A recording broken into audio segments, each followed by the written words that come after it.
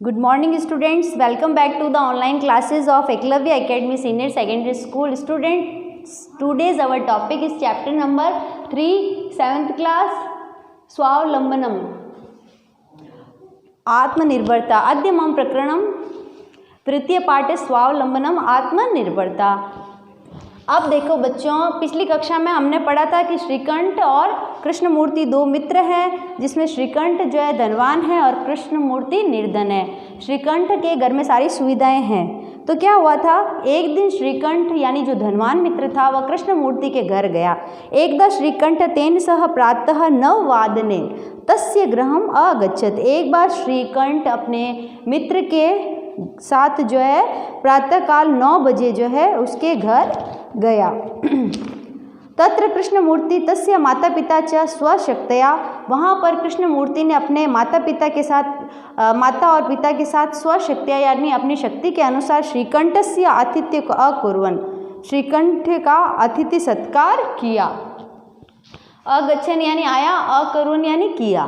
ठीक है, क्या किया, उसका सत्कार किया. एक मित्र पहले कृष्णमूर्ति गया था श्रीकंठ के घर. तब बहुत सारे नौकर थे, बहुत बड़े बड़े कमरे थे, है ना. हमने पढ़ा था ना, खूब सारी खिड़कियाँ, बड़े बड़े खम्भे, और कितनी संख्या में थे, 10 नौकर थे, 18 कमरे थे, 50 खिड़कियाँ थी, 44 दरवाजे थे. अब वापस श्रीकंठ किसके घर आया है, कृष्णमूर्ति के घर.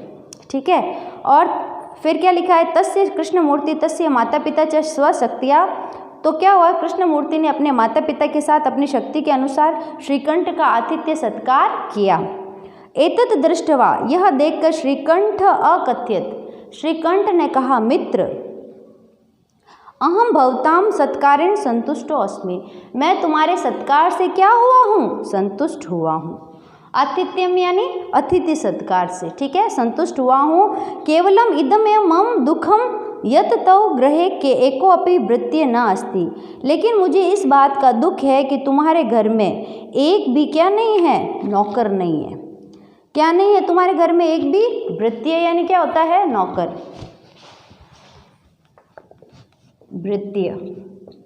वृत्य यानी क्या होता है, नौकर. कि तुम्हारे घर में क्या नहीं है, एक भी नौकर नहीं है. क्यों नहीं है, इससे क्या हुआ, केवलम इदम में मम दुखम यत, केवल जो है यही मेरा दुख है कि तव ग्रहे एको अपि वृत्य नास्ति, कि तुम्हारे घर में एक भी नौकर नहीं है. अतः मम सत्काराय भवताम बहु कष्टम जातम, इसलिए मेरा सत्कार करने के लिए तुम्हें बहुत सारे कष्ट देखने पड़े. इसीलिए मम ग्रहे तु बहु कर्मकारा संति, क्योंकि मेरे घर में तो बहुत सारे कर्मचारी हैं, सेवक है.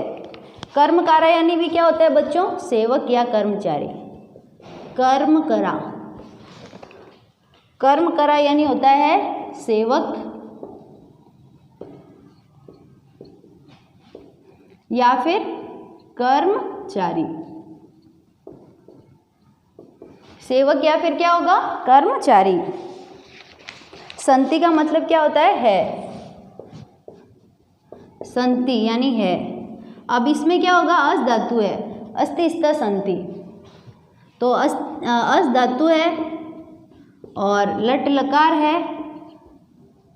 अस धातु, अस का मतलब क्या होता है, और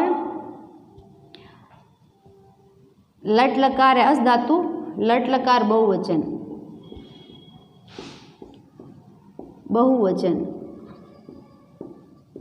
अस्ति स्थ संति, अस्ति स्थ स्थ, अस्मि स्व स्म, इसके रूप ऐसे चलते हैं. ठीक है, ये तो व्याकरण की चीज़ें हैं बच्चों. ठीक है, नेक्स्ट जो है क्या लिखा है इसने, अब हम आगे पढ़ते हैं. तदा कृष्णमूर्ति अवदत्, तब कृष्णमूर्ति बोला, मित्र मम अपि अष्टो कर्मकरा संति, कि मेरे यहाँ पे कितने कर्मचारी हैं, 8. कौन कौन से हैं, देखो. ते च दो पादो, मेरे दोनों पैर, 2 हस्तों दोनों हाथ, 2 नेत्रे 2 नेत्र, और 2 श्रोत्रे यानी 2 कान. इति इस प्रकार से मेरे कुल कितने कर्मचारी हैं, 8. एते प्रति क्षणम मम सहायका, ये प्रत्येक क्षण मेरे सहयोगी है. किंतु तव वृत्त्याः सदैव सर्वत्र च उपस्थिता भवितुं न शक्नुवन्ति। किंतु तुम्हारे सेवक तो हमेशा हर क्षण उपस्थित होने में समर्थ नहीं है, यानी हर समय उपस्थित नहीं हो सकते, क्योंकि तुमने तो नौकर तुमने तो दूसरे व्यक्तियों को नौकर बना रखा है, परंतु मैंने दूसरे व्यक्तियों का सहारा नहीं लिया, बल्कि मेरे हाथ पैर ही मेरे सहायक है, मेरे नौकर है, यानी मेरे सेवक हैं। कौन है? मेरे हाथ पैर, एक हाथ बोला, पैर बोला, कान बोले, नेत्र बोले, है ना। इस प्रकार से यही है। तो जब जो है किंतु तव वृत्त्या यानी तुम्हारे नौकर सर्वत्र सदैव सर्वत्र न उपस्थित है, तुम्हारे नौकर तो हमेशा सब जगह उपस्थित नहीं हो सकते। भवितुम न शक्नुवन्ति, उपस्थित नहीं हो सकते। तव तो स्वकार्याय वृत्त्यादीन, तुम तो अपना कार्य करने के लिए वृत्त्यादीन यानी सेवकों के यानी नौकरों के अधीन हो अपना कार्य करवाने के लिए। यदा यदा ते अनुपस्थिता, जब जब वे उपस्थित नहीं होते हैं, तदा तदा तुम कष्टम अनुभवसी, तब तब तुम कष्ट प्राप्त करते हो। सही है ना, कि जब जब तुम तो दूसरे व्यक्तियों पे निर्भर हो गए, खुद पे निर्भर होता है वो खुद के हाथ पैरों पे निर्भर होता है, तुम तो क्या हो, तुम्हारे हाथ पैर खुद ही दूसरों पे निर्भर हो गए।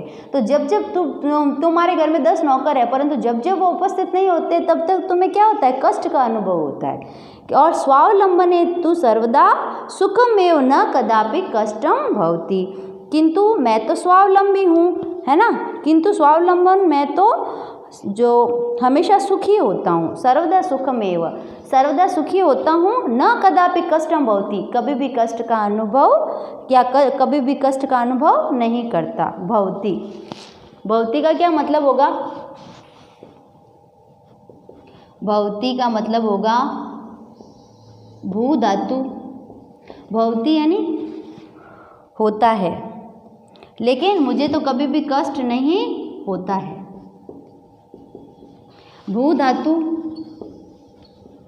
लट लकार,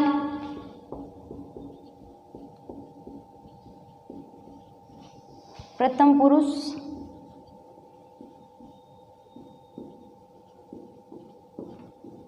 एक वचन।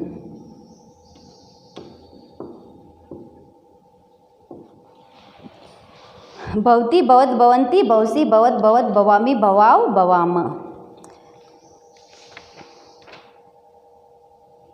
श्रीकंठ अवदत्, अब श्रीकंठ बोला, मित्र तव वचनानि श्रुत्वा मम मनसि महति प्रसन्ना जाता, तुम्हारे वचनों को सुनकर मेरा मन अत्यधिक प्रसन्न हो गया।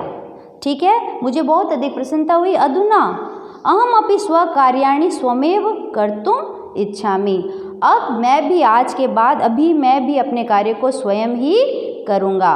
अधुना अहम अपि स्वकार्याणि स्वयमेव कर्तुम इच्छामि, अब जो है मैं अपने अहम अपि यानी मैं भी स्वकार्याणि यानी अपने कार्यों को जो है स्वयं में भी अपने आप ही कर्तुम इच्छामि करने की इच्छा रखूँगा, है ना। भवतु सार्ध द्वादश वादनम इदम, अच्छा अब 12:30 बज गए हैं।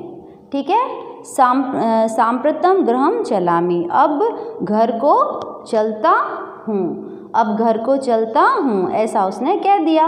अब बच्चों इसमें देखो इच्छामी शब्द आया ना, ये शब्द आया 9 नंबर इच्छामी।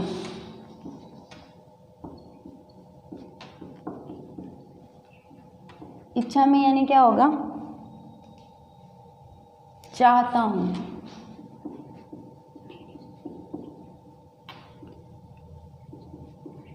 इच्छ धातु, लट लकार,